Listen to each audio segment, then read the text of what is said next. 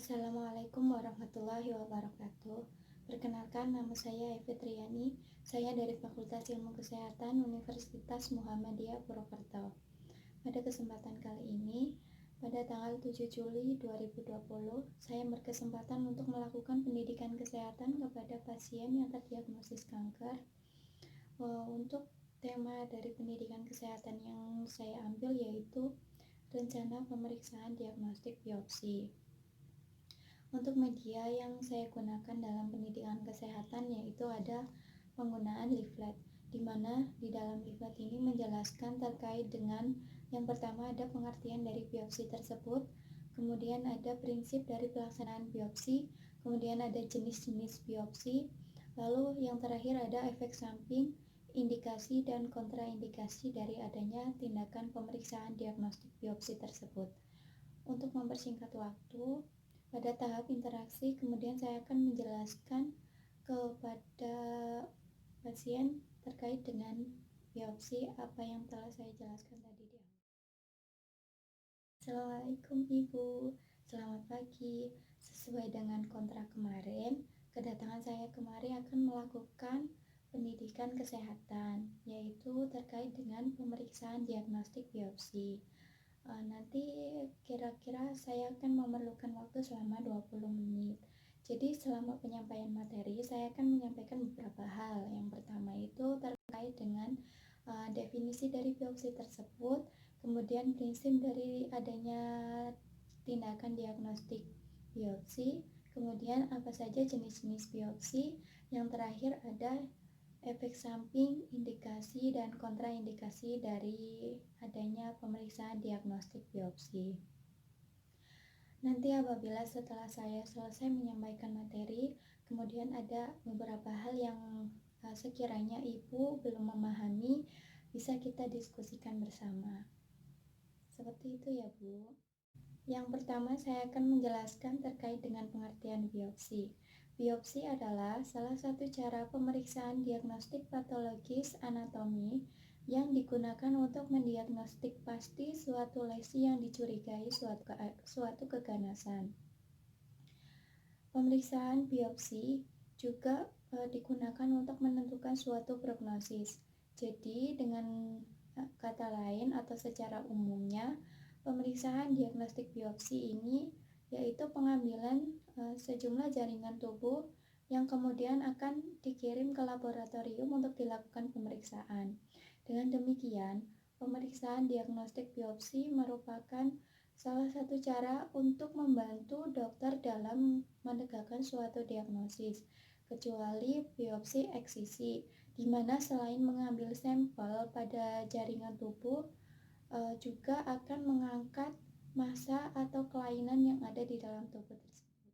Di dalam pemeriksaan diagnostik biopsi, ada beberapa prinsip yang perlu diterapkan. Yang pertama itu tidak menekan atau memijat bagian massa atau tumor tersebut, karena dikhawatirkan ketika massa atau tumor tersebut merupakan suatu kanker atau keganasan, ketika dilakukan masase, kemudian kanker tersebut bisa menyebar ke jaringan yang ada di sekitarnya. Kemudian yang kedua itu biopsi dari sel kulit atau permukaan mukosa harus menyertakan jaringan sehat. Hal ini dilakukan untuk membandingkan antara jaringan yang sehat sama yang tidak sehat. Terus kemudian biopsi dengan lesi yang lebih dalam harus dihindari terjadinya implantasi sel pada tumor pada jaringan sehat.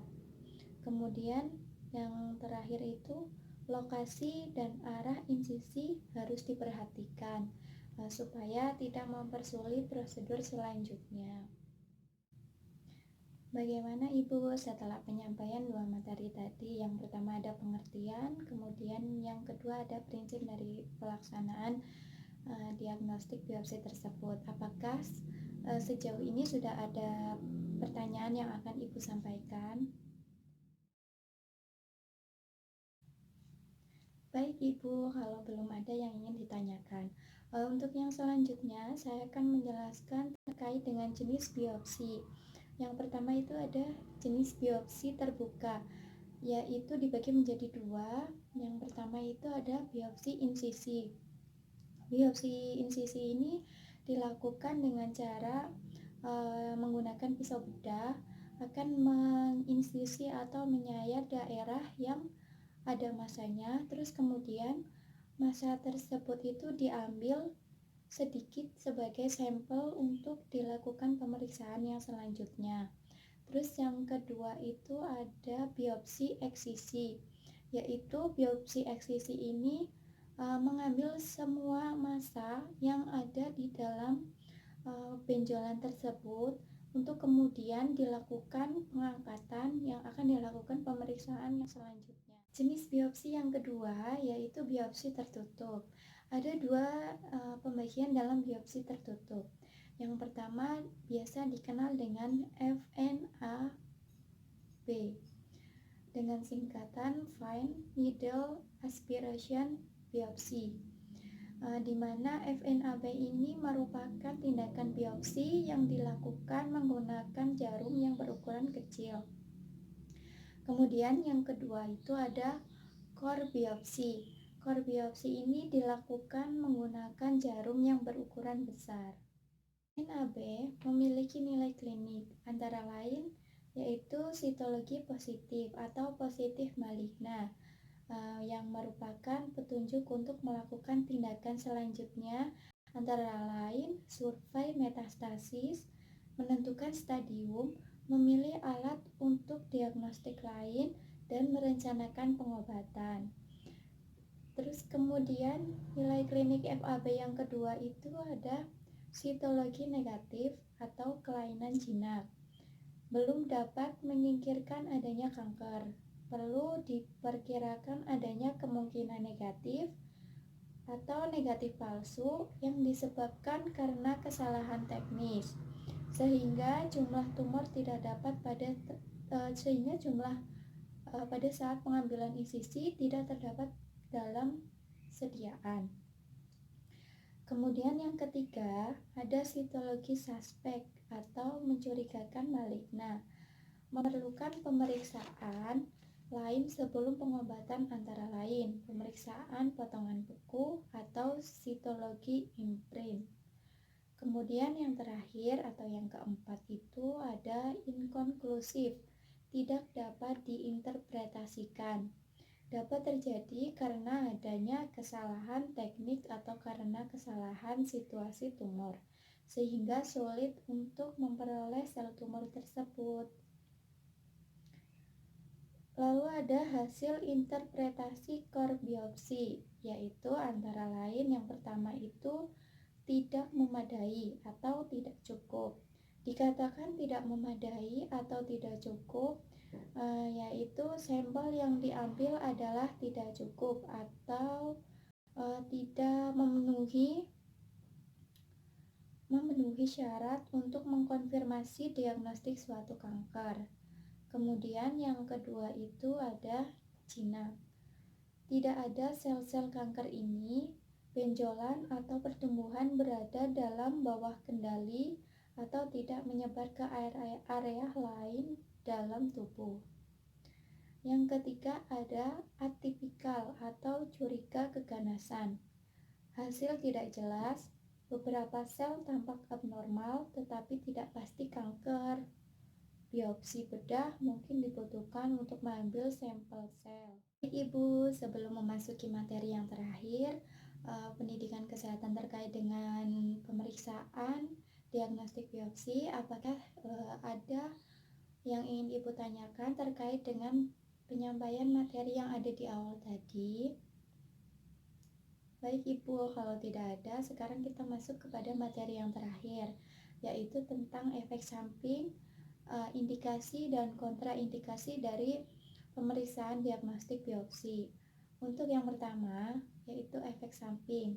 Efek samping dari tindakan pemeriksaan diagnostik biopsi ini ada infeksi akan terjadi bila tidak memperhatikan teknik aseptik atau aseptis. Jadi infeksi akan terjadi ketika Alat yang digunakan untuk melakukan insisi atau pengangkatan tidaklah steril, maka kemungkinan besar akan mengalami infeksi. Terus yang kedua, perdarahan dapat terjadi pada lesi neoplasma. Terus yang keempat itu, lesi tulang tidak diidentifikasikan setelah pemeriksaan klinis dan radiologis. Untuk yang terakhir itu ada kontraindikasi. Kontraindikasi dari pemeriksaan diagnostik biopsi. Yang pertama, infeksi pada kulit yang akan dibiopsi. Terus yang kedua, gangguan faal hemostasis berat. Yang ketiga, biopsi di luar daerah yang direncanakan akan dieksisi suatu operasi. Baik Ibu, saya cukupkan sampai di sini. Semoga kita bisa bertemu di lain kesempatan ya Bu ya. Ini ada leaflet untuk Ibu, nanti bisa dibaca-baca ya Bu ya. Saya akhiri dulu. Wassalamualaikum warahmatullahi wabarakatuh.